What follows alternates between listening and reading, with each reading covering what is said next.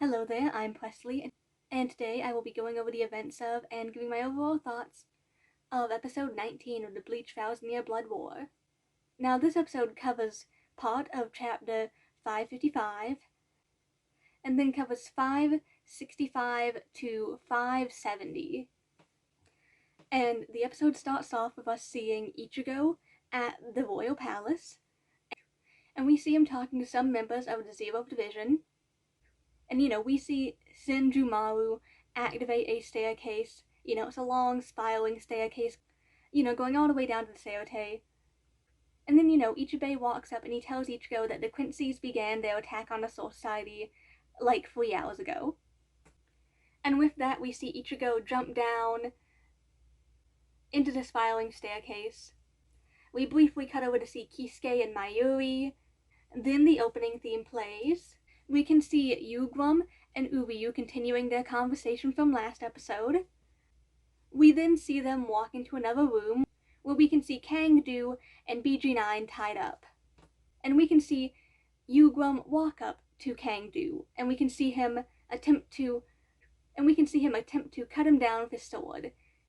We see Kangdu's Swift activate, the iron hardening part of his skin, keeping the blade from cutting him.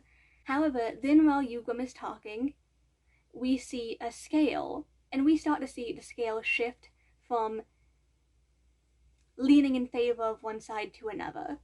And then, of course, Kangdu is killed, there's blood everywhere. Right after this, BG9 is killed as well. Then we cut over to Rukia, where we can see her moving through the air.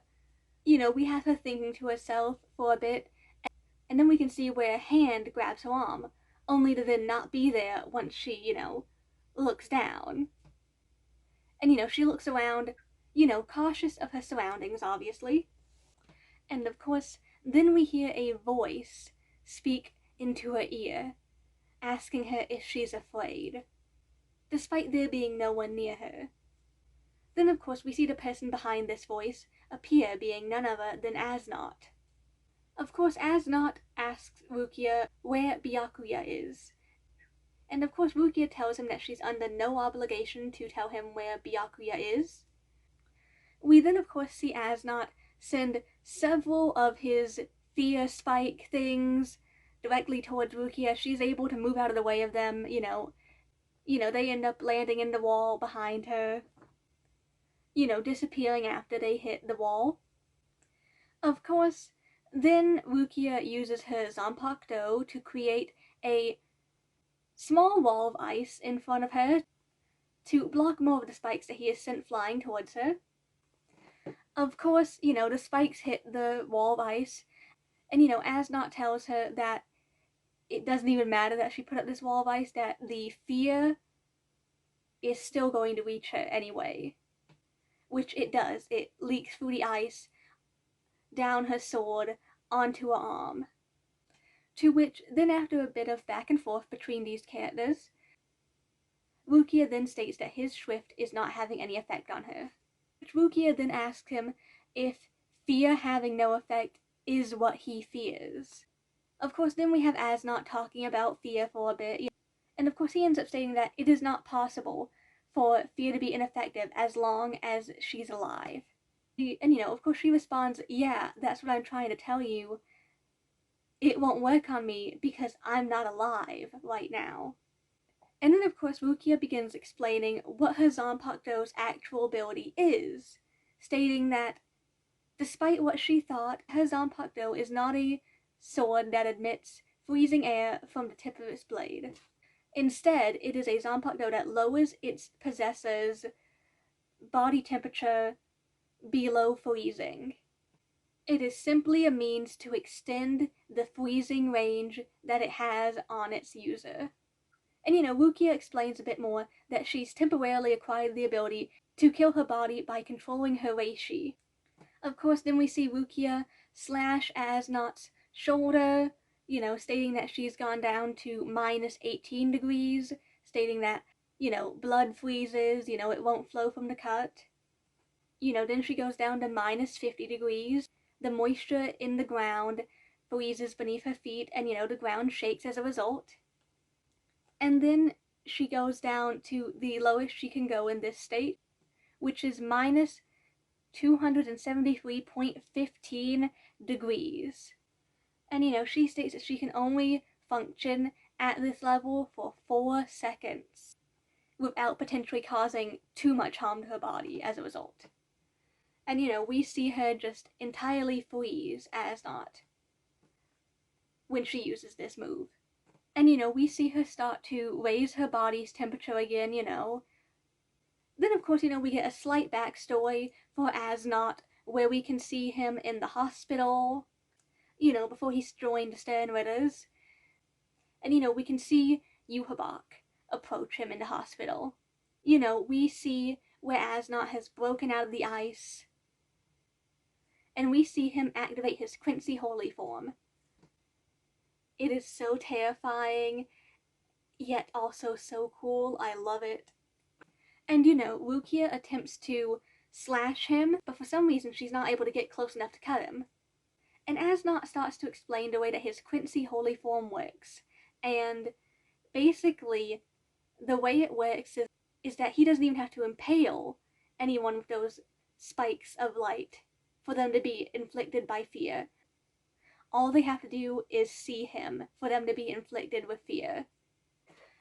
We see this dome start to surround Rukia, and we see it just covered in eyes. We see her start to have these visions of, Orihime, Byakuya, Ichigo, and we see their faces start to rot away, Just like the scene we saw of Rukia, dealing Asnot and Byakuya's fight. And similar to that, we start to see a bunch of flies gather around Rukia and start crawling up her body. We hear Rukia scream, and then suddenly one of the walls of the dome that Asnot set up is cut open by none other than Byakuya. And of course we see the pieces from his now destroyed dome start to attempt to surround Byakuya, but of course before they can get too close they are all cut to pieces by the petals of Zenbon Sakura. And of course Asnot mentions that he wishes that Bankai was still his, to which, Byakuya points out that he isn't even using his Bankai, and that this is simply his Shikai that he is using. And we see Asnot start to lose it, and we start to see his body change once again. And Byakuya, he talks with Rukia for a bit, and he mentions that he can tell that she's gotten a lot stronger. Then we see Rukia activate her Bankai, and we see it freeze Asnot, it kills him, he's dead. And we see Rukia, and her Bankai looks beautiful. It looks just as amazing as I hoped it would. Of course, Byakuya walks up and he reminds her to undo the Bankai slowly, so it doesn't harm her. Then of course we cut over to Isane and Yachiru.